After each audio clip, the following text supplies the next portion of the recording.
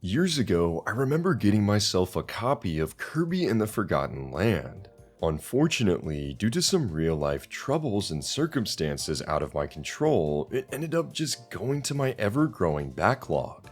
I've always meant to pick it up, but never really had the opportunity to do so. However, one thing is for certain. It was one of the highlights of 2022, especially following the height of the pandemic. However, with the release of Kirby and the Forgotten Lands Nintendo Switch 2 edition, now's my chance to answer the question. Should you spend $20 for the upgrade pack or even a staggering $80 for both the original game and upgrade pack? Not to be a bit of a downer, but after the borderline disaster that was Super Mario Party Jamboree Nintendo Switch 2 edition plus Jamboree TV, I was admittedly very cautious about this not being worth the price of admission. So without further ado, let's dive into the game and see if it's worth upgrading for, or if you should just stick with the original Nintendo Switch version.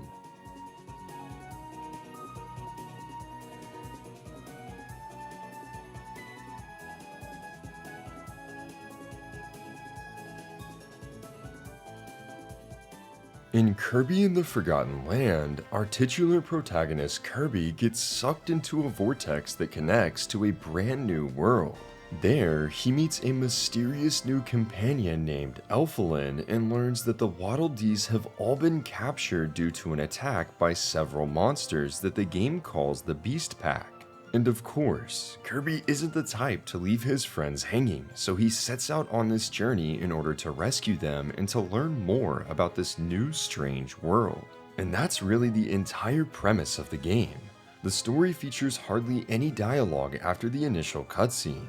Instead, it focuses its presentation solely on its gameplay and its stages, with the occasional tutorial on the bottom right just telling the player what to do, and the dynamic camera angles as events around Kirby start to happen. The objective of these stages is simple. Get to the end and rescue the trio of Waddle Dees that are captured. However, in addition to them, you also have many other Waddle Dees to rescue, some of which are hidden behind objectives. And this is where the Japanese name, which is Kirby of the Stars Discovery, comes into play.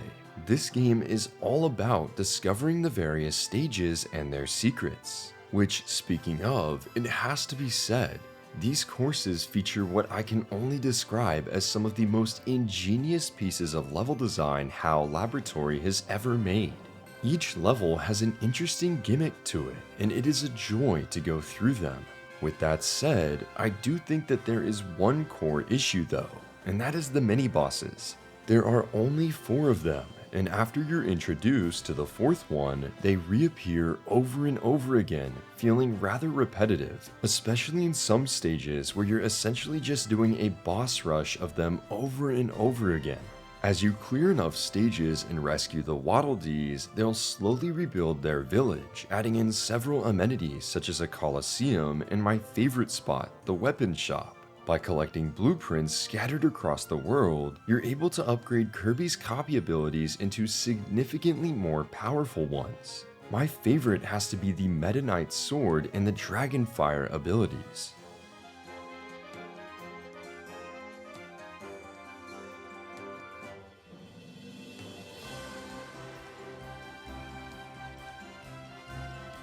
When it was originally released, Kirby and the Forgotten Land did make some attempts to run at 60 FPS on the Nintendo Switch, but you could clearly see it drop frames, especially in areas with a ton of action. Enemies that were far away also had their animations simplified to a choppy 10 frames per second. This sort of thing felt like it could have been optimized. Well, say goodbye to stutters, because on Nintendo Switch 2, the frame rate is a stable 60 frames per second, and the loading times are extremely fast. What used to take seconds now takes no time at all, from the stage selection screen to the transitions inside the stages themselves. All of these feel smooth and snappy. While you can see some texture popping in some parts of the game, it's significantly less evident than in the Nintendo Switch version. In general, you can expect to take around 11 hours to complete the main story of the game. But if you want to get everything, then I would expect that to take an additional 11 to 13 hours. There's a very meaty post-game in the form of the Colosseum, with the Nintendo Switch 2 edition of the game even adding an EX mode that offers a massive challenge. Furthermore, you will also have to collect every single Waddle Dee, copyability blueprint, and also all figurines to 100% the game. For Nintendo Switch 2, similar to Super Mario Party's Jamboree TV expansion, Kirby and the Forgotten Land includes a new wave of content called Star-Crossed World. In this additional scenario, a mysterious meteor falls, causing enemies in several other locations to transform. To access this DLC package, you surprisingly do not have to completely finish the game's main story. Instead, you can immediately get started with Star-Crossed World after completing the base game's first world. In total, there are 12 new stages spread across the worlds you've cleared from the base game. Now, I can practically hear you say it. That doesn't sound like a lot.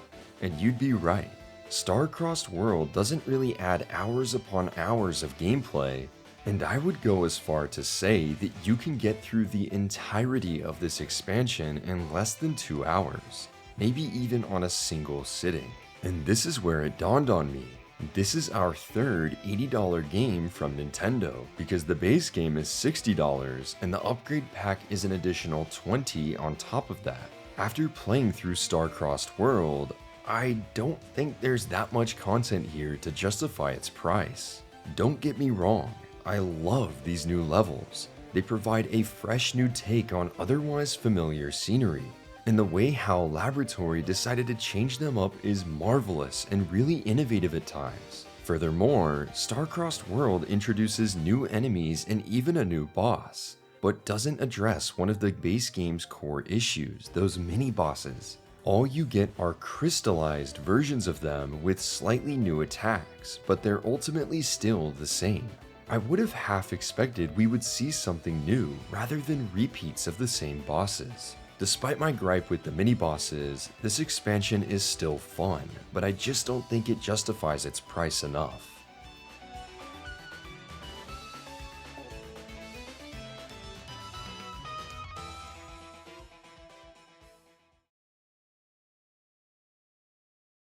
To be completely blunt, Kirby and the Forgotten Land remains the 2022 platformer that will certainly give you a great experience, and you should definitely play this title if you haven't had the chance to yet. If you've yet to pick up Kirby and the Forgotten Land, this is far and away the definitive version of the game.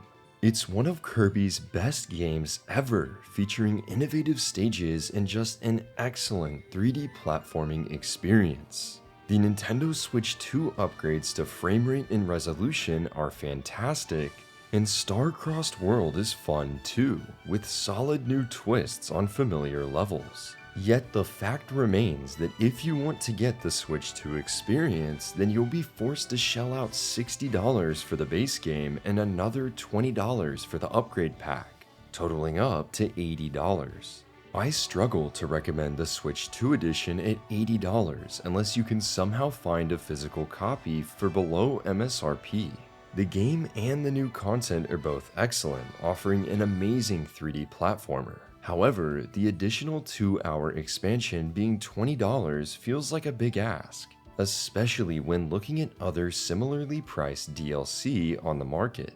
Even though I had a lot of fun going through the game, I overall feel Nintendo could have just made this upgrade a little cheaper. Despite this, for what this package is, Kirby and the Forgotten Land Nintendo Switch 2 Edition plus Star-Crossed World is some of the most fun you can have on the system.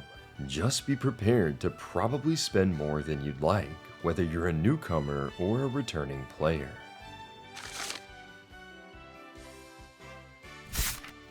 Final Weapon is giving Kirby and the Forgotten Land Nintendo Switch 2 Edition plus Star-Crossed World a 4 out of 5. Thank you so much for watching, and we'll catch you on the next review.